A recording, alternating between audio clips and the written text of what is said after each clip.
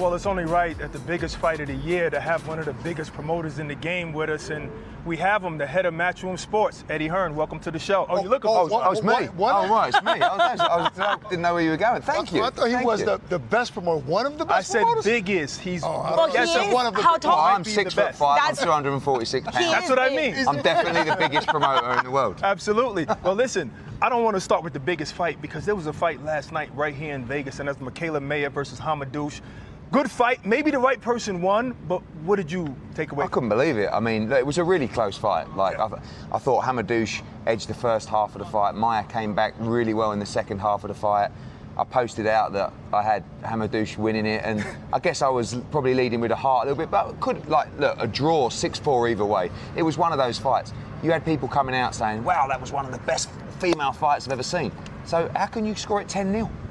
You know, I mean, I looked at the scorecards after the fight, 10-0, 9-1, 8-2, and it's like, are you filling these out before the fight's even started? Because that was not the fight that anyone watched. I mean, the 10-0 card, and you know, they kindly got me on ESPN after, and I was just talking about it. So I just feel that judges and officials have to be accountable for poor decisions. Scoring's subjective, right? So anyone can score a fight.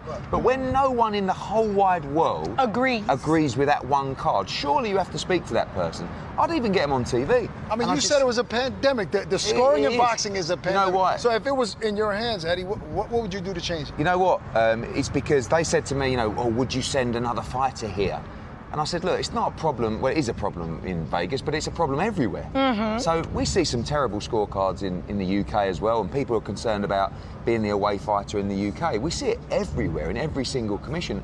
I think to improve it just comes down to accountability. I think when someone has a scorecard like that, you know, I went up to Bob Bennett. I don't think I'm his favourite person today, and I just said, Bob, that's ridiculous. He says, oh, well, do you think you know how to score a fight, do you? I said, well, I've been watching boxing for 35 years live. I said, I think I've got a decent idea, but I just feel like those judges just need to be brought before the commissions just to explain how they got to that conclusion.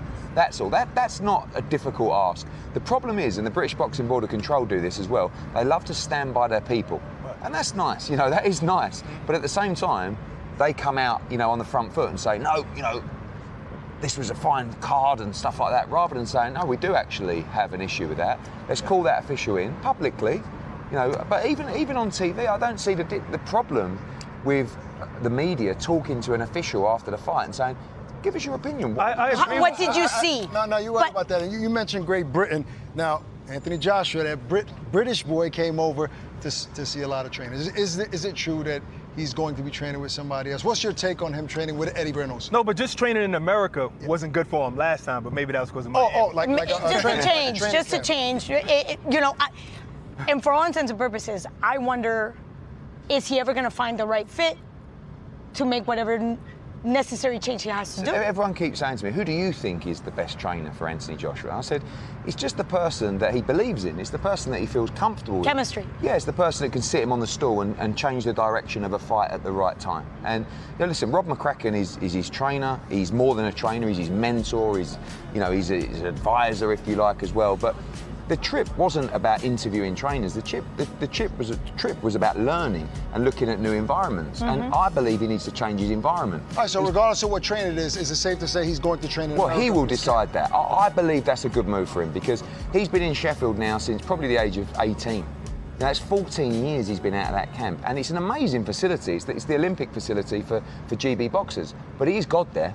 You know what I mean? Yeah. And you walk in and he's God. And he is God in the UK. But at the same time, I think that what he liked about coming over here was, you know, he could walk around, he could go for breakfast, he could go to the gym, and he wasn't just getting mobbed by people all day, every day. People. Well, you know, you made a joke about Deontay Wilder back in the day. Yeah. He could just walk around. Yeah. It's all good. But now you see anybody there's a huge Not value anyone. in that. And also, You couldn't. I want to add the fact that the pool of talent that he can actually access is pretty diverse here. And that could actually add a little bit of fresh blood into his environment of training. Moreover, I remember back in the days when Oscar De La Hoya brought in Cholain Rivero, he brought Emmanuel Stewart, not necessarily as the head coach, but like you said, just to learn. You got to add tools to your tool set. I think sometimes too much information is a problem. You know, I think when you look at the simplicity of someone like Canelo Álvarez, and look, he is a one-off, but the belief in Eddie, you know, as a trainer, he doesn't even think about the fight, honestly. You know, he doesn't think about, what's the tactics or what. You know, he goes, well, look, I'm going to turn up. I've trained the hardest I can train. Eddie's got me in exactly the right place, and on the night, he's going to tell me exactly what to do, and guess what? I'm going to do it. It depends on the fighter, I think, too. Well, speaking of the Canelo camp, what do you think about this fight tonight with Canelo unplanned? I think it's a good fight. You know, I think the real question marks are on Caleb Plant. We know exactly what Canelo Álvarez can do. He's pound for pound number one. The guy is, in my mind, unbeatable at 168 pounds. How good is Caleb Plant? When you go through his resume, and I don't mean this disrespectful to the fighters that he's fought, it's a really poor resume at elite world level. Doesn't mean he's not an elite super middleweight, because I think he is actually. But you know, when you look at his best wins, who's Katagai and Caleb Truax, these are guys that, you know, they couldn't win a world title themselves, really. I know Caleb Truax, you know, had a win against James DeGale briefly and stuff like that. But these fights, it's a whole nother world, a whole nother level that he's about to experience. But I will say this, the people in around Las Vegas, you know, the Devin Haney camps and the people that are in training, you know, down at the City Gym and Teofimo Lopez, they rate Caleb Truax, you know, and this is a guy with good amateur pedigree. He has a good mind. I don't think he'll freeze. I just don't think he'll be good enough. I think he'll have a good start, like a lot of people do against Canelo. Then I think he'll get broke down. I think he'll get marked up, and I think he'll get stopped. But I expect a really good fight and a tough. We all see Canelo winning. At least I think it's safe to say that we all see Canelo winning. But the real question is this: is it safe to say Canelo will be fighting on his own with Matchroom on his next fight? I don't know. That's the question. I mean, you know, I think at the end of the day, look. Everyone keeps saying, to me, what are you doing there? And, you know, this week I'm here as a friend and a fan. That's it. I'm not promoting a friend. Yeah, absolutely. I have a serious question. Canelo just fought with Matchroom the last few fights. How does that phone call go when Canelo decides to fight on Showtime? Does he call you and say, Eddie, I'm sorry this time, I got to take this $40 million? Well, how does that interaction go? Eddie Reynoso takes care of the business, you know, and Saul, of course, makes decisions as well, but he kind of leaves it to Eddie, and it was a very honest conversation. I mean, it wasn't like a call out of the blue. I knew where everything was at all stages, and for us it was Dimitri Bivol or it was Caleb Plant. Now we know how much the undisputed meant to him, and I think he's made the right decision. Absolutely. You know, I think that he's been paid a lot of money to make history in an undisputed fight. This is what he wants for his career. And after this fight is round two. You know, everyone will come and everyone will put their proposals forward. We've got 2 or 3 proposals.